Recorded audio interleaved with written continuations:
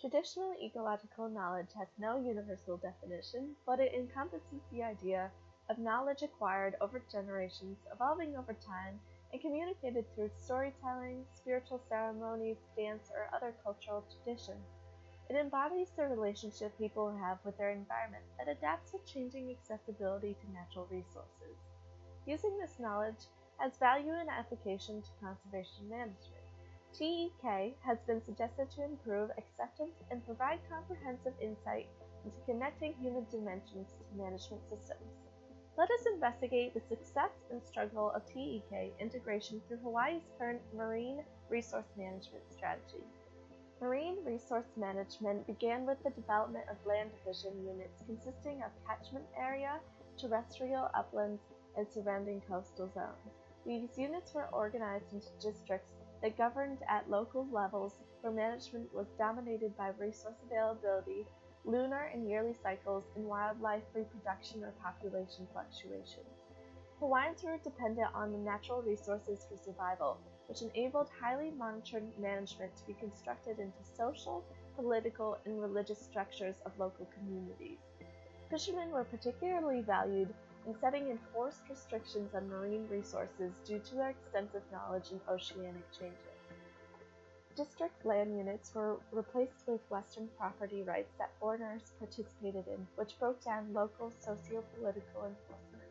This major influx of Western society caused a large-scale commercial boom in valuable fishing grounds. Fish populations began to decline, and traditional master fishermen were being crushed by commercial Japanese fishing industries. Traditional knowledge dissipated, which led to current marine management dominated by a centralized government. Today, communities where cultural practices and traditional knowledge has persisted, referred to as cultural kapukas, are able to become co-managers through legislation or working directly through Hawaii's Department of Land and Natural Resources. This form of co-management is highly reliant on local collaboration in order to integrate traditional ecological practices into current fishery closure methods, marine resource implementation, and fishery scale restrictions. Several Hawaiian communities have had success with this method through increased fish biomass and improved stewardship.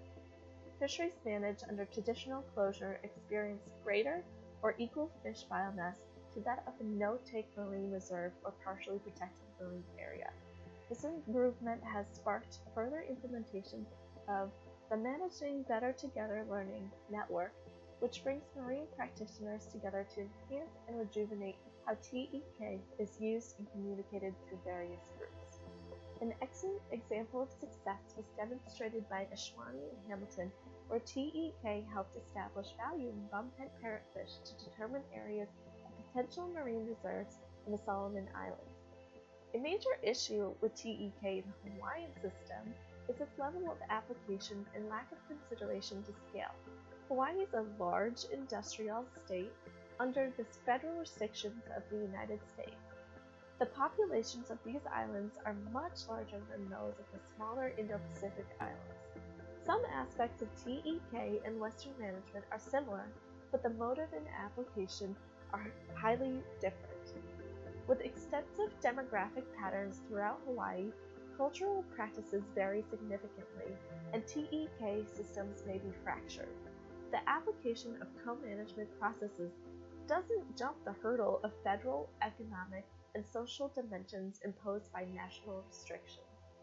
Most TEK success has been seen in the small, rural Hawaiian communities that are rarely exposed to the present constructs of developed areas. It is important to consider the scale at which TEK is being applied, as well as the level of management being conducted under different levels of governance. It is evident that traditional ecological knowledge provides significant information on ocean trends and marine resource use that can be used for informative and participatory management. With better application, traditional ecological knowledge can establish revolutionary practices that improve adaptability of marine resource conservation.